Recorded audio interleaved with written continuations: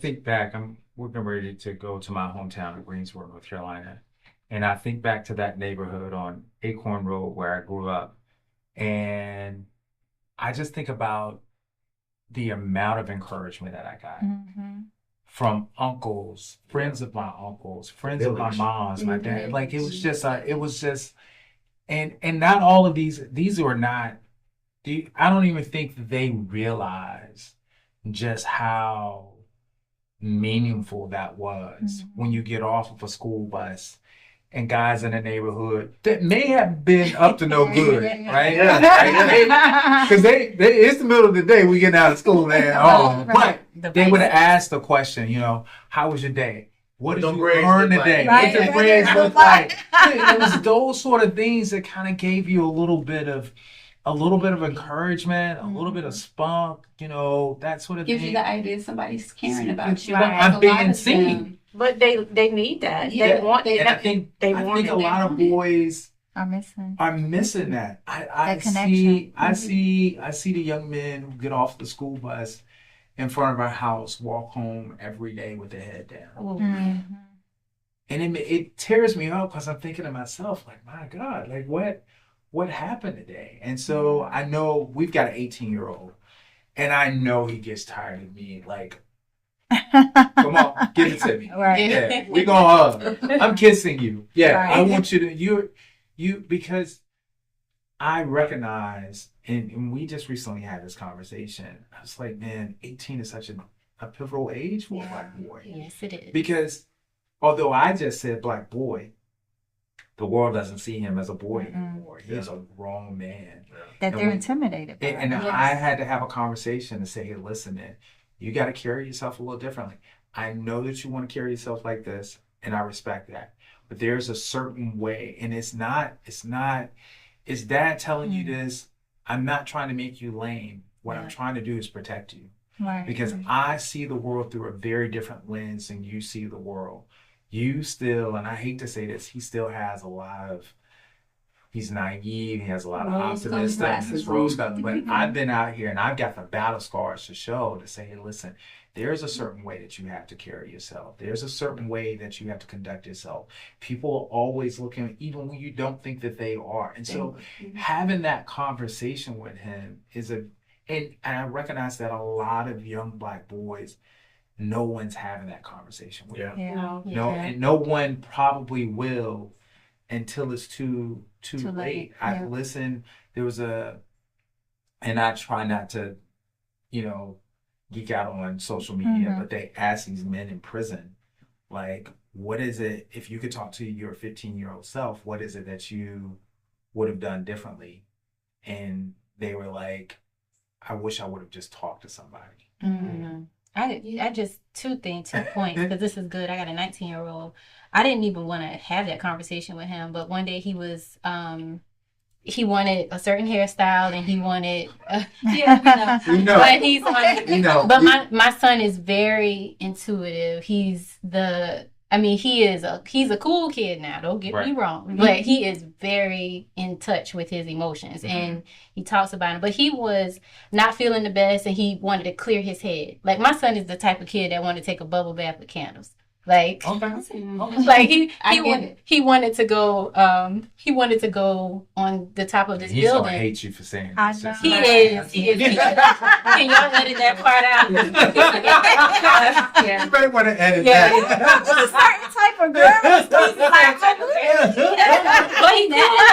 But he cool. He is cool though. He is cool. He I have really to is admit.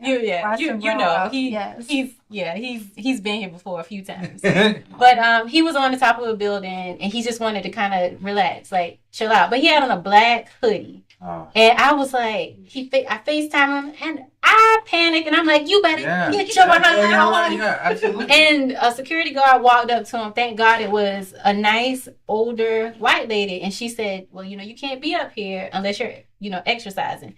And so he was like, yeah, I'm exercising. And I was like, get in that car and get home. Exercising my right to free. Get in that car and get home. But I never thought that I would have that conversation with him. But I always tell him, this is not about you, though. Right. It's just how you move in a society where we have to be vigilant. Like, but I am not trying to make you something that you're not. You know, I really want him to know that. And I try to anchor that in, making sure that he's building his relationship with Christ and understanding what is the Holy Spirit telling him.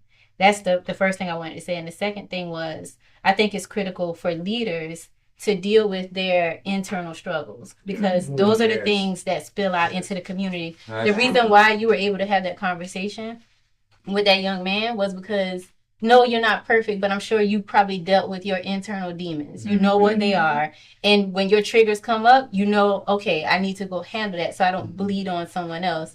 And a lot of leaders, you know, we're bleeding on our families, our kids, but it's the secret struggles that we're probably trying to not deal with. So we tap into power and we tap into influence because it cures that insecurity. It really just puts a Band-Aid on it. So I would say that's a critical thing for us to really be honest and deal with it. I would like to see them show up to the communities and in the communities, and for people to see them, you know, not just be on the other side saying what we can do, what we want to do, but show up in the communities, you know, be more present into the community. And not for votes, not even for photo ops, right? Because we see that too. But to talk, one thing have a conversation. The visual that I had of what we used to see with Barack Obama oftentimes is that he had almost this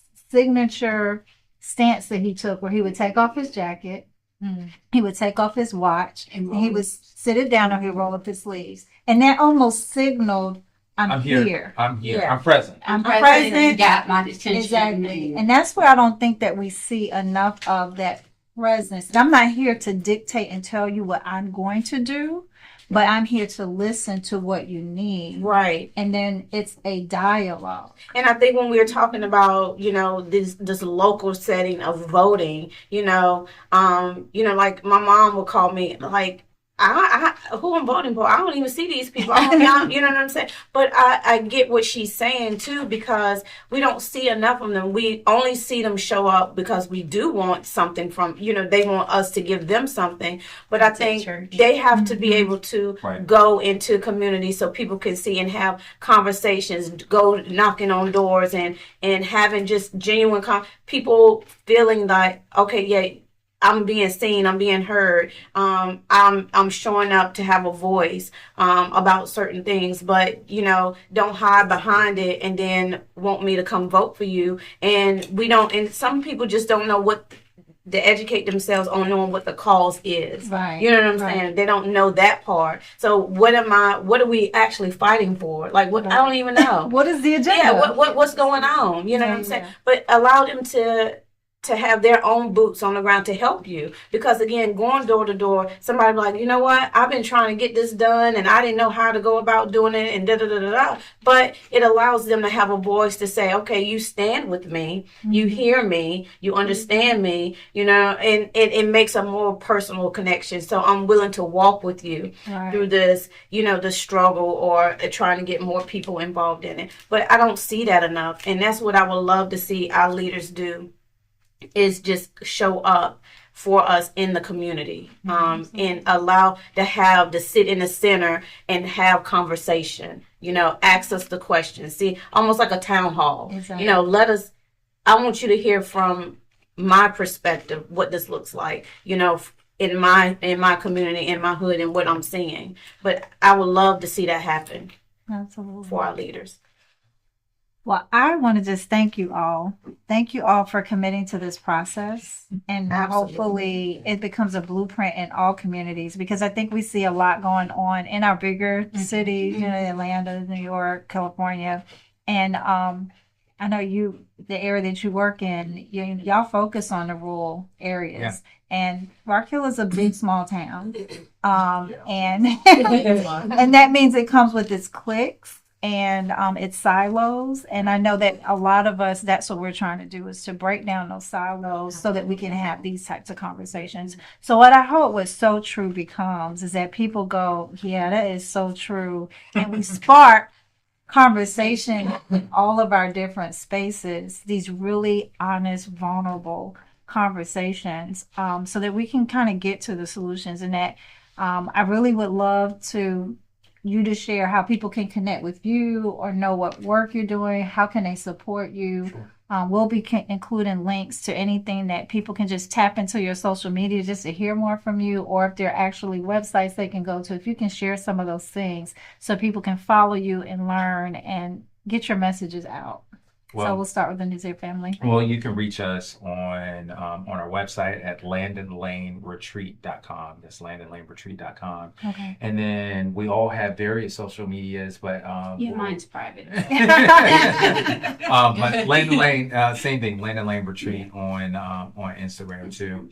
Okay. And we'll be sharing more about our journey and what we're building out at Landon Lane, and knowing that in truth it really is a communal space. So we'll have our Black Men Camp Out coming up very soon. I will be there. So men can come and camp out, and we want to bring young boys and have a place for them to come. And ladies, we haven't forgotten about you all, but we got to get all the glamping sites built up. We can't have the sisters out there just roughing it. So we're working on those sorts of things now. But Landon Lane was designed to really be a space where folks felt comfortable that they could come out and speak their truth and let their hair down a little bit and not have to look over their shoulder and see who's in the room and who's not in the room. And so we can have our own meeting on our own place in our own space. And so that's what we're hoping to do. Okay, and we'll be tapping in with So True to give updates. Absolutely. We have some milestones that we can report. Sure. Yeah. Okay, and Miss Tina? So I can, it's best to connect with me on LinkedIn. Okay. And ruleyourdata.com is my website. Data for me is really just more of a vehicle, but as I was sharing with you guys, it's about meaningless minimalism. So I kind of do that in my business space as data and data risk, but it's really more about just having simplicity, and I also take that into my personal life too. So personal, you can connect with me at Tina is Curious on Instagram. And you can help people data mine to help them advance their business goals. Is that how people can, because you do webinars? Yep. Just if you have a business and you're curious about, am I exposed? What are some of the things that I need to do to identify, like, where do I have hidden data risks? Like where I might be sending client information not securely, or operationally, like maybe you are very unorganized and collecting too much information, too much data, and I can help you simplify that in a meaningful way. Good stuff. Love it. I love that. That's definitely too much stuff. So my website is Josh Boville, just my first and last name, joshboville.com. For me, I'm really laser focused on working with schools and districts to bridge what I call the empathy gap, in terms of seeing through the lens of our Black students, specifically our Black boys. I'm really excited, and next month I'll be presenting at the International NAPSE conference, which is the National Association for Black School Educators, and I'll be my talk is Reach Me Before You Teach Me. And so I'd like to hear that. What's that thing? Can we do this? This is Would that be I'm learning. And so for me, I'm really passionate about that, and so my Facebook is just my first and last name, Instagram as well. all right. Wonderful. Well, thank you all for being so true. Oh, Dawn, thank you. Thank you. For giving us a platform to even share our stories. And so thank you. We appreciate it. I love it. Thank you. So don't forget, everyone, subscribe, hit that bell so that you can be notified when there are new episodes coming out. We're looking at all of these wonderful stories so we can dive a little bit deeper and see how we can help your community, where we have overlapping circles and where our truth can intersect and we all find liberty.